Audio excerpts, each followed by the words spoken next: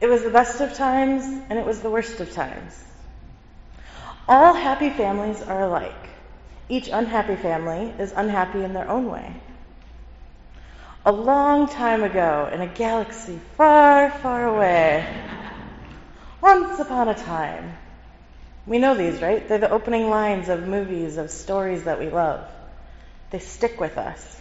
They're memorable. They pull us in. They make us want to hear what comes next. And it sets the tone for what's to come. But in order for those lines to have reached us and to surpass time, those writers had to know really who they were talking to, the context that people would come in with. That opening crawl of Star Wars, that's so memorable. But really what it was doing was setting us up so that we had the information that we needed to understand the rest of the story. Today's gospel reading is a lot like all of that. It's the opening of a story. Matthew is setting the stage for what's to come. And no, it's not going to be an English lesson today. But this is important for us to keep in mind as we think through, because that was a lot of names, right? I give you so much props, Maynard, because there were some names that I couldn't even say. But for the people who were listening, they knew each of those stories. That was the families that they had come from. We might skip over that. But for the first hearers of Matthew's gospel, that was important. It set up the stage. And as I went through it with that understanding, with that lens, there were some things that I questioned and started to wonder about. And I've prayed over this passage. I've talked to a lot of people because this is a hard one to think about preaching on. And if we just look at it as a first glance, it could be a typical genealogy. It's just a family tree. But then I thought about what I knew about family trees, and when I was in college, I took a class called Family Systems.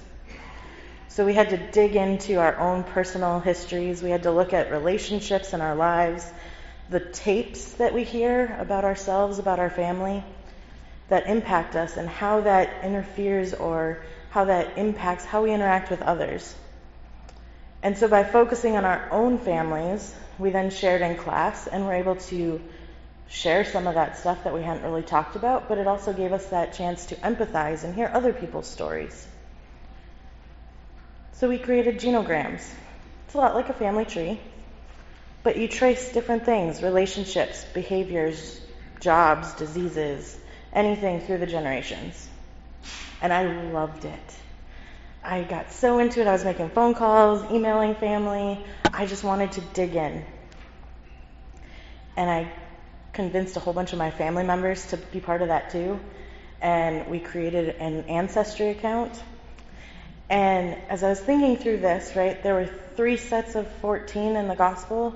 And I was like, well, how many generations? Let's open this up. I haven't been on my ancestry in a while. And I was like, whoa, I have 7 generations on my dad's side and 9 on my mom's and 720 people and 250 years. Wow, that's a lot. Wait. In Matthew's, there's a whole lot more. So who's missing? Who has he skipped in this story? Could that be important? And then it struck me how many women he listed. Where are the moms? Where are the sisters? Can't have kids without a mom. So who is Matthew leaving out? And why is he picking specific people to bring back into the story? Well, Matthew knew who he was talking to. He knew that it was going to be the Jewish readers of his time. This wasn't something he was thinking about 2,000 years people would be sitting in Puyallup, Washington, thinking through what he was writing. This was to the people right there. It was like a small town. We're a small community. If I ask somebody, who is this person? I get a connection of, oh, well, they're related to so-and-so by so-and-so by so-and-so, and they all sit together, and you know them, right? You guys know what I'm talking about? It's that same idea. This was a small town that Matthew was talking to. So he's trying to get them to think through the stories that they know, the people that they've connected this to. Jewish people also had an understanding of importance of numbers. So he uses some really important numbers. We have 3 sets of 14. Well, 3 is a spiritually perfect number, and it points to God's completion. For the Jewish people hearing this, they would think of the 3 main patriarchs from before the flood, and the first 3 fathers that came after the flood, Abraham, Isaac, and Jacob. Matthew brings this up again later when he talks about Jesus' transfiguration on the mountain, and there's 3 of them on the mountain, and it's Jesus, Moses, and Elijah. He keeps finding these 3s to bring up that this is complete. And then the 14. For Jewish people, 14 was a symbol of salvation, because on the 14th day of the first month, every Jewish person knew that that was Passover. And if you go back years before, the Jewish people knew their history, that on the 14th day of the first month was when they remembered that Abraham was asked to sacrifice Isaac. And when we look forward in Matthew's gospel, on the 14th day of the first month, Jesus was sacrificed. Again, the 3 14s. But also with 14, if you're a math person like I am, you can't help but think 7 and 2. 7 is a biblical number, right? We hear it from Genesis on. It's grounded God's word for us. It's the foundation. And it was such a huge deal in Jewish culture that on the 7th Sabbath of years, so every 7 years, 49 years, would be the Jubilee. And a Jubilee year was so huge because that was when land was reverted back to its rightful owners, when people who had sold themselves into slavery to help pay off debts were set free. Every 49 years, 7, a complete. So how can you not think of this 14 sets as double completedness? There's other numbers in there too. And I just got so into it, and it was so exciting to read about it and to just see how Matthew is painting this picture that Jesus is the completion of the promise. And so if he's so intentional in just the numbers, what else is he being intentional about? Remember I said about how... I'm not there yet. Okay, so genealogies are important. And so there's this other piece of genealogies where we are surrounded by Native American tribes around here. We hear it all the time, right? Puyallup, Duwamish, Squamish, right? There's all these tribes. And as I was looking into genealogies and why they're important, especially for members of Native American culture, that's how they prove that they belong. And so that's not something that's new. That was also for Jewish culture. There was Judah and his brothers. Those were the 12 tribes of Israel. And genealogies proved that you belonged to a certain tribe. And if you didn't belong, then you weren't part of the grace, part of the benefits, part of that community. So you had to prove. And Matthew, I think, here is trying to show that where there's these splits, there's also where things are being completed and being brought back together, which we'll see that in a second. So think about your family trees. Think about who are the stories in your family as you look back. Who do you include and who do you leave off? Because that's going to be important in this next part. It's like Bob was talking about in his children's message about how we, at the end of a year, get to look back. Genealogies give us a chance to look at where we've come from. But in terms of our biblical stories, let's look at Abraham.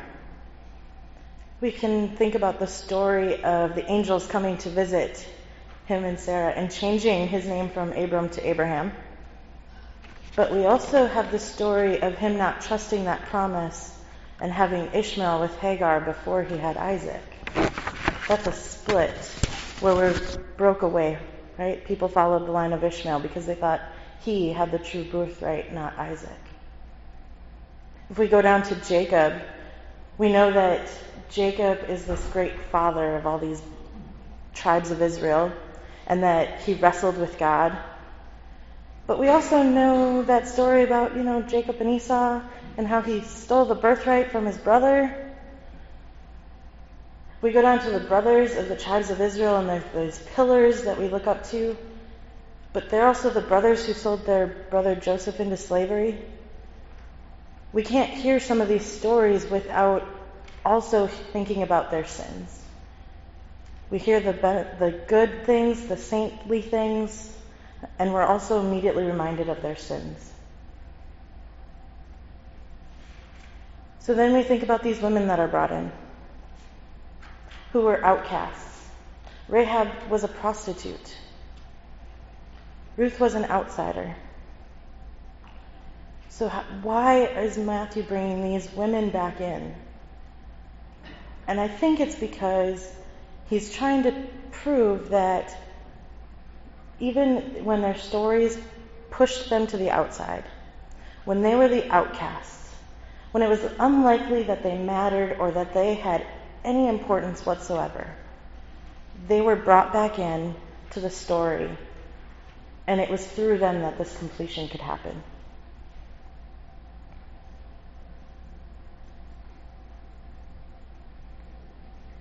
So even if people don't have perfect stories, they're important. They matter. Think about those people again, right? Who do you include? Who do you keep off? What are their stories, and why do you make that judgment of who you want to include and who you don't? See, stories don't keep us from being part of the larger story of how we're connected to God. Rather, completion comes from the promise that comes through them. Matthew is setting up to teach that Jesus is salvation for all people. There's this idea in my family that it's family is family.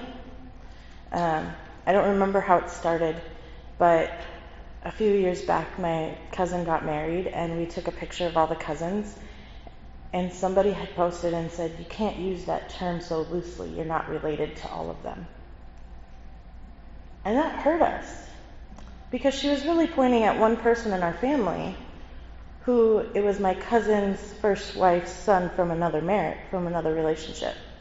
Said, but he's not blood. He's not really your cousin. And that's when I remember that this really stuck with us, and it didn't matter what the definition or what society thought of it. He is family, because family is family. For us today, I think we've all spent the last week with families. Our families look very different. And that idea of family is family, we kind of get to take for granted sometimes because of the world that we live in. But the Jewish people, they had very strict rules about who was included and who was allowed.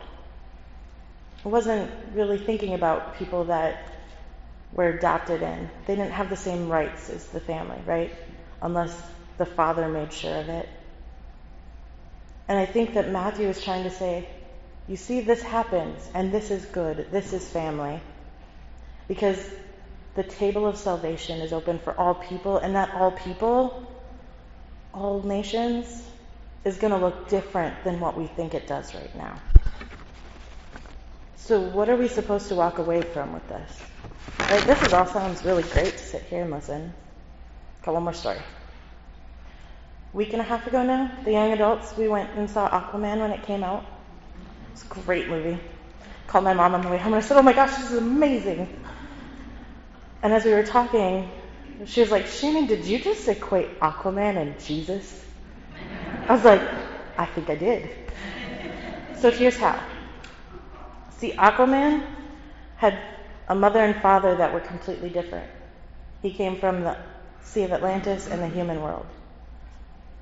Aquaman's mom knew of the importance that he could bring upon both of his worlds. Aquaman had to go to his home people, and he had to go and help save them. And my favorite line from the movie, no spoilers, but my favorite quote was, A king fights for his own nation and people. We don't need a king right now. We need a hero. We need one who fights for all people. For me, I couldn't help thinking as we come to Christmas, here's where God, the spiritual being, came and joined our earthly land.